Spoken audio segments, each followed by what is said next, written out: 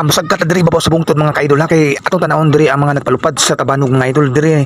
Nindot kayo tanawon diri sa ibabaw sa bungtod mga kaidol, nindot. Presko kayong hangin. Presko kayo ang hangin nga mohapak sa imong kalawasan mga idol. Nindot kayo diri sa ibabaw sa bungtod, labas og presko basta kay nindot yung kastanan ang hangin. Grabe kahayahay gud diri og bugnaw og nindot og labas kay ang hangin diri ibabaw sa bungtod mga idol, bugnaw nindot kay kastanan pahayahayan diri mga idol. Hinahinay lang tagsag ka nga mga idol ha, kay daggo kastanan daggo kay mga bato ba murag sisis katunggan bitaw. Hinahinay tagsag ka nga mga idol kay karot taud hapit tagatababot mga idol. Idol guwang na lang jud kamay mga idol. Okay nana dol-dol na kita antos lang kita sagka sa ibabaw sa bungtod mga idol ha, kay ngano ba nindot ka standard sa ibabaw sa bungtod, hayahay ka standard presko kayo ang hangin mga idol. Di ara nabot na kita ato sa nang dulo ng hari sa kabungturan mga idol.